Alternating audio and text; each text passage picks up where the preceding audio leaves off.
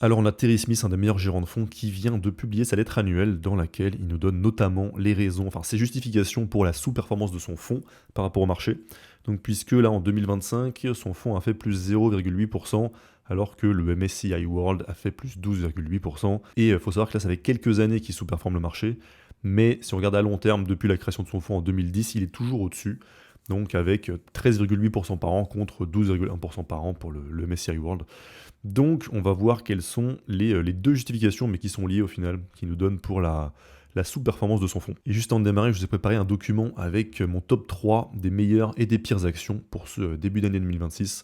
Et donc, vous pouvez recevoir ça par email en cliquant sur le tout premier lien qui est dans la description. Donc, allons voir maintenant ce que nous a raconté Terry Smith, donc ses raisons pour justifier sa sous-performance.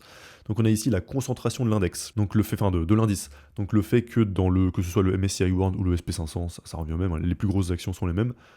Donc, le fait que dans ces indices-là soient très concentrés sur quelques actions, quoi, qui pèsent très lourd dans l'indice, quoi. Puisque plus la capitalisation boursière d'une entreprise est importante, plus elle va peser lourd dans l'indice. Concrètement, ça veut dire qu'aujourd'hui, si tu achètes du SP500, tu achètes principalement du Nvidia, Microsoft, Apple, et plus tu descends comme ça dans les tailles d'entreprise, moins t'en achètes, quoi. Donc ici, il nous dit que la domination des performances par un petit groupe de grandes actions technologiques est devenue si marquée en 2023 qu'elle a donné naissance à l'un de ces surnoms accrocheurs dont les commentateurs de marché raffolent, les Magnificent Seven, donc les 7 magnifiques.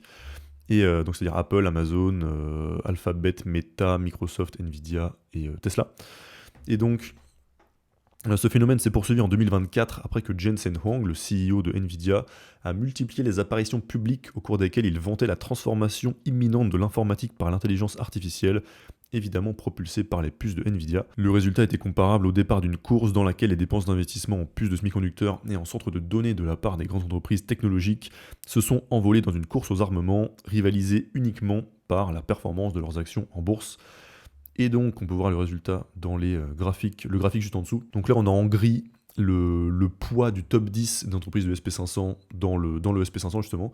Donc ces 10 actions du top 10, quel pourcentage de l'ensemble de l'indice est-ce qu'elles représentent? Et en rouge, on a la performance, enfin le pourcentage de la performance de l'indice qui sont attribués à ces 10 actions, quoi. Et donc on voit qu'en tout cas sur les 5 dernières années, on est aujourd'hui à un record de concentration. Donc là, en 2024, il y avait 34%.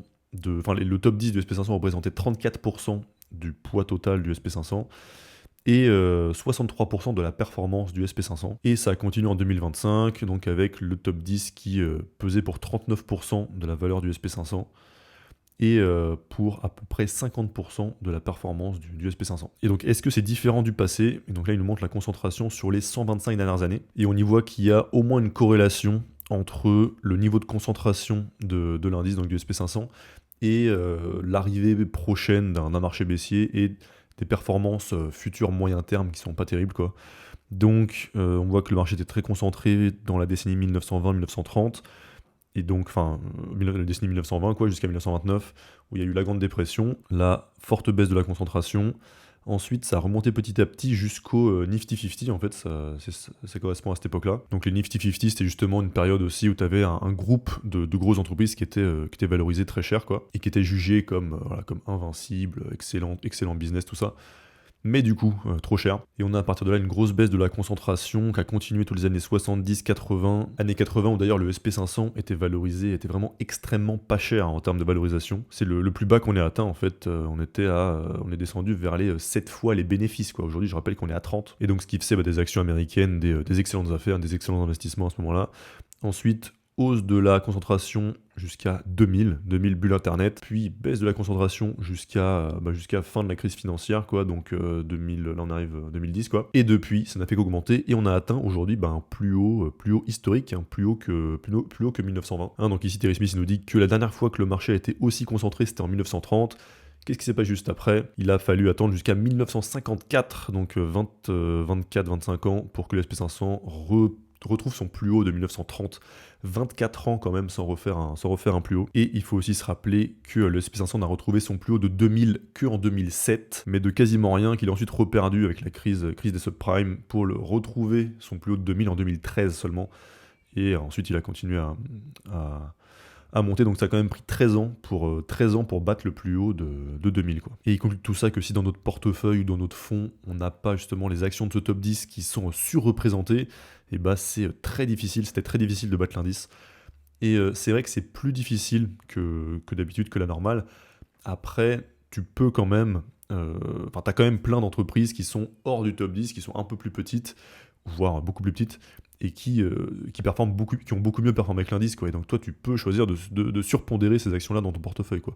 Donc c'est vrai que c'est plus difficile, mais peut-être pas autant que ce qu'il nous dit, quoi. Par contre, je suis d'accord que ça devrait être plus facile à l'avenir, du coup. Et ensuite, il nous donne donc la deuxième raison, c'est l'augmentation des actifs qui sont dans les fonds indiciels.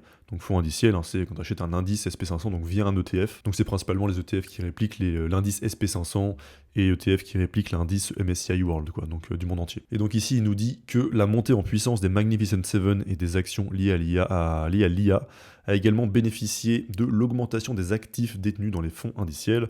En 2023, la proportion des actifs investis en actions américaines détenues par des fonds répliquant un indice a dépassé pour la première fois les 50%. Donc c'est ce graphique qu'on voit là, hein. En rouge, on a la proportion des investissements actifs, quoi, et en bleu des investissements passifs. Et donc ce qu'on appelle passif, c'est via les ETF, enfin c'est les fonds indiciels. Et donc on était en 93 à peu près à 100% et 0%, quoi, et là en 2023 on est passé à 50-50, et aujourd'hui on est à 53% de passifs contre 47% d'actifs. Et ici, il critique le terme passif, en fait, et il dit que c'est pas réellement passif. C'est passif dans le sens où t'as pas quelqu'un qui fait les choix d'actions, quoi. Mais comme c'est des indices qui sont pondérés par capitalisation boursière, c'est-à-dire que plus l'entreprise est une capitalisation boursière élevée, plus elle va peser lourd dans l'indice et inversement, ça revient finalement à une stratégie momentum, hein. Donc une stratégie momentum, c'est une stratégie où l'investisseur achète les actions qui performent déjà fortement. Et en gros, si tu retires de l'argent d'un fonds actif comme justement le sien, le Fundsmith, pour l'investir dans un fonds indiciel qui réplique le SP500, ce nouveau fonds, il va acheter les actions de l'indice en proportion de leur capitalisation boursière. Donc il va acheter principalement du Microsoft, du Apple, du Nvidia, après du Google, du Amazon, du Meta, etc., du Tesla et tout ça. Et donc il dit qu'actuellement, environ 7% de cet investissement ira dans Nvidia, que justement il ne détient pas, que 35% ira dans les Magnificent Seven, dont ils n'ont que 3 actions, Alphabet, Meta et Microsoft. Et donc ça donne un momentum supplémentaire à ces actions qu'ils ne possèdent pas, alors qu'elles constituent une part majeure de l'indice. Et John Bogle, donc le pionnier de l'investissement indiciel, donc a fondé Vanguard, on lui a demandé à l'assemblée annuelle de Berkshire Hathaway en 2017 s'il existait un niveau d'actifs investis dans les fonds indiciels à partir duquel les marchés deviendraient distordus. Il a répondu que oui, même s'il n'y avait aucun moyen de déterminer exactement où se situait ce seuil, quoi. Et donc d'après Terry Smith, il est possible qu'on l'ait déjà atteint, puisqu'il y a une étude qui a été faite sur le sujet par Cambridge en 2021. Donc je vous résume ce que dit l'étude. Donc déjà ça part du constat de base, quoi, que déplacer 1 euro d'un fonds actif comme le fonds de Terry Smith vers un fonds indiciel, ça change rien à la valeur intrinsèque des actions, mais ce qu'on remarque en pratique, c'est que 1 euro transféré d'un fonds actif comme ça vers un fonds indiciel, ça a le même effet que si c'est sur les prix, que si on avait transféré 5,5 euros en fait. L'effet sur les prix est multiplié par 5,5. Et ça s'explique par le fait que l'offre et la demande sont devenues inélastiques, c'est-à-dire que les fonds indiciels, ils achètent mécaniquement sans regarder le prix. Tu as en plus une grande partie des fonds actifs qui n'osent pas vendre contre la tendance. Donc ça, c'est en fait le fait qu'on entend souvent dire que c'est impossible pour les particuliers de battre le marché parce que les professionnels n'y arrivent pas et donc il faut investir que dans des ETF. Mais la réalité, c'est que la plupart des professionnels, des gérants de fonds, n'essayent pas de battre le marché parce qu'ils ont ce qu'on appelle un risque de carrière. Et donc pour eux, en fait, ils ont beaucoup plus à perdre, à s'éloigner du consensus, puisque s'ils prennent une décision en dehors du consensus, donc typiquement ils achètent une action que tout le monde vend, quelque chose comme ça, en général c'est ça, s'ils prennent ce risque-là et qu'ils ont tort, leur carrière est foutue, en fait, ils sont virés. Alors que s'ils se trompent avec tout le monde, dans ce cas-là, leur carrière est safe, quoi. Donc ils ont beaucoup plus à perdre à se tromper seuls que ce qu'ils ont à gagner à avoir raison seuls, quoi.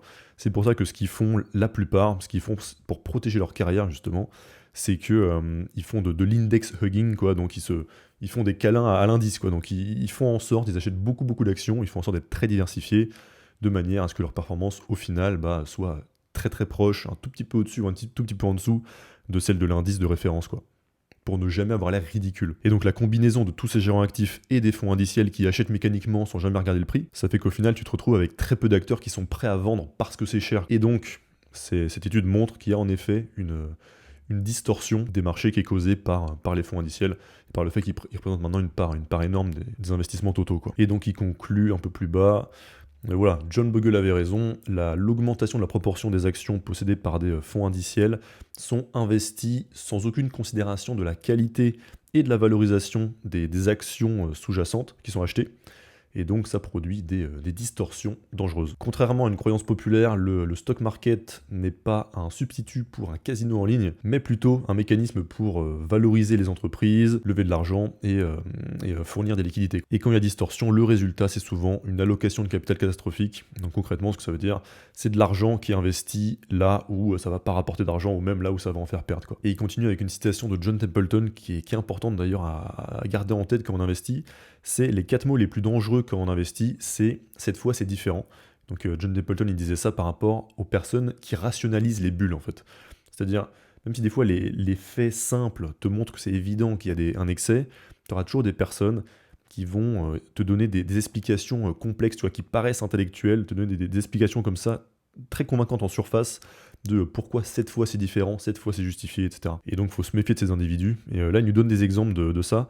Donc tu as par exemple la bulle internet, il nous donne aussi l'exemple du marché japonais dans les années 80, où l'indice japonais, donc le Nikkei, était un PER de 50. Et apparemment à l'époque ce qui se disait c'est que un PER de 50 pour les actions japonaises, c'était ok, il n'y a pas de quoi s'affoler, parce que la comptabilité japonaise était conservatrice. Alors qu'en fait, l'effet était simple, c'est un PER de 50 sur un indice, c'est trop cher point en fait, c'est une bulle point, il n'y a pas à réfléchir 3 ans. Et donc il a fallu attendre, donc le pic a été atteint en 1989, donc le pic du Nikkei en 1989, on est revenu au même niveau seulement en 2024. Donc ça fait 35 ans. 35 ans pour revenir au plus haut. Donc en partant d'un PER de 50. Et maintenant, sa conclusion. Donc peut-être que les dirigeants de certaines des principales entreprises de l'IA ont une vision très claire de l'avenir et peuvent anticiper que l'IA ne produira pas seulement une transformation de nos vies et de notre manière de travailler, mais générera aussi suffisamment de cash par rapport aux investissements qui sont faits. Donc là, il rappelle simplement que une technologie, une nouveauté peut être révolutionnaire et changer nos modes de vie et être génial, mais ça peut en même temps être un investissement pourri. C'est-à-dire que, par exemple, l'automobile ou l'aviation, quoi, bah, ça a en effet été révolutionnaire, ça a en effet changé nos modes de vie. Pour autant, et donc, moi je suis très content de pouvoir prendre l'avion et aller pour aller n'importe où, mais pour autant, ça s'est révélé être des business pourris et donc des investissements pourris. Et aujourd'hui, il y a une incertitude là-dessus sur l'intelligence artificielle. C'est-à-dire que tu as des entreprises qui investissent massivement dedans, donc Google, Amazon, Microsoft, Meta, mais on ne sait pas si elles arriveront à générer assez de cash par rapport à ces énormes investissements. Parce qu'il faut faire attention à ne pas regarder, il ne suffit pas d'avoir une augmentation du chiffre d'affaires de ces entreprises, en fait ça ne suffit pas du tout. Tu peux avoir des croissances non rentables. Si tu as le chiffre d'affaires, si ces investissements-là font augmenter le chiffre d'affaires mais en faisant baisser les marges, tu peux avoir une entreprise qui a de plus en plus de chiffre d'affaires mais qui génère toujours autant de cash, quoi. Et donc ce qui compte, c'est que le niveau de free cash flow, le niveau de cash généré augmente, mais même ça, c'est pas suffisant. Il faut que le niveau de cash augmente suffisamment à la hauteur des investissements, et c'est ça qui risque d'être très très compliqué. Parce que si elles se mettent à générer par exemple 2 fois plus de cash, mais que ça a nécessité 4 fois plus d'investissement, en fait le retour sur investissement a été divisé par 2, quoi, puisque ça demande maintenant 2 fois plus de capital pour générer le même montant de cash. Donc est-ce que ces investissements seront suffisamment rentables? On ne sait pas, mais si c'est pas le cas, eh bien, on peut s'attendre à ce que la phrase de la citation de John Templeton se vérifie une fois plus, même si ce sera peut-être après une période plus longue et une échelle d'exubérance irrationnelle plus grande que celle qu'on a connue par le passé, portée par le momentum de l'investissement indiciel. Cependant, même si nous avons raison de diagnostiquer ce mouvement vers les fonds indiciels comme l'une des causes de notre récente sous-performance, et même s'il est en train de poser les bases d'un désastre majeur en matière d'investissement, je n'ai aucune idée de la manière ni du moment où cela se terminera, si ce n'est pour dire mal. Avec tout le respect que je dois au regretté Sir John Templeton, que j'ai cité plus haut, je pense que cette fois, ce pourrait être différent. Non pas parce que le boom des Magnificent Seven et de l'IA serait différent dans sa nature, mais parce que l'ampleur qu'il pourrait atteindre et la durée pendant laquelle il pourrait se prolonger pourrait être sans précédent. À l'époque de la bulle Internet, la part des actifs sous gestion investis dans des fonds indiciels était inférieure à 10%. Aujourd'hui, la domination des fonds indiciels fait de la hausse de ces grandes actions une prophétie autoréalisatrice. Donc Terry Smith, il a plutôt l'air d'envisager un scénario catastrophe. Et moi, ce que je me dis, c'est qu'en fait, en bourse, le marché finit toujours par revenir à la raison, quoi. Le marché irrationnel à court terme, rationnel à long terme, et la raison, en bourse, c'est les fondamentaux. Et quand tu as les prix qui se déconnectent des fondamentaux, ça sent forcément le roussi, quoi. Il y a un problème. Et en ce moment, les prix sont justement déconnectés des fondamentaux à cause d'une part, comme il en parle, d'une part de toute la hype qu'il y a autour de l'intelligence artificielle, et à cause de l'investissement non réfléchi, l'investissement aveugle dans des indices, quoi. En fait, l'investissement dans les indices, notamment l'indice S&P 500, a extrêmement bien marché depuis 2010, mais ça a extrêmement bien marché depuis ce moment-là parce qu'on sortait d'une crise, on sortait de la crise de 2008, et donc les valorisations étaient super basses, et donc évidemment que acheter tout le marché quand le marché est pas cher, ça va donner des bonnes performances à horizon 5-10 ans, quoi. À l'époque, le SP500 était descendu à un PER vers les peut-être 10-12, quelque chose comme ça. Aujourd'hui, là, à l'instant où je fais cette vidéo, on est à 30. Donc évidemment, quand tu pars de 10, tu vas gagner beaucoup plus que quand tu pars de 30. Quand tu es parti de 10 et que tu vas à 30, tu as déjà fait x3 rien que sans même compter les fondamentaux des entreprises. Alors quand tu pars de 30, tu vas pas faire x3. x3, ça ferait 90, ça n'arrivera jamais. Même x2, 60, je pense que ça n'arrivera jamais. Et c'est quasiment certain qu'on retombe plutôt à peut-être du 25, 20 ou 15, quoi, plutôt dans ces eaux-là. Donc voilà, pour ces deux raisons, l'investissement à l'aveugle dans des ETF et la hype autour de l'IA, il y a aujourd'hui des prix qui sont déconnectés des fondamentaux, ce qui veut dire que l'investissement à l'aveugle est plus dangereux aujourd'hui qu'auparavant et qu'il faut être plus prudent aujourd'hui. Et donc au final, ma solution, c'est qu'aujourd'hui, tu peux plus te permettre d'investir au pif, en fait. Tu peux plus investir en mode automatique sans réfléchir. T'es obligé d'apprendre à investir, t'es obligé d'apprendre à bien faire, donc apprendre à choisir ses propres actions, donc quelle action acheter, à quel prix l'acheter, maîtriser la psychologie aussi de l'investissement, donc pour pas se faire mener en bateau et puis pour pas subir ses propres émotions. Donc pour à la fin, savoir que ce que tu as acheté c'est une bonne entreprise solide, savoir que tu l'as acheté à un prix qui te permet d'avoir un faible risque, et comme ça voilà, être plus serein par rapport à tes investissements, et puis surtout augmenter ce que ça t'apporte à la fin, quoi. Donc voilà pour Terry Smith et ses explications sur sa sous-performance, son avis sur les ETF, etc. Et je rappelle avant de terminer cette vidéo que vous pouvez recevoir par email mon top 3 des meilleures et des pires actions pour début 2026. Donc c'est le premier lien en description et le bouton qui s'affiche au milieu de l'écran. Et à plus.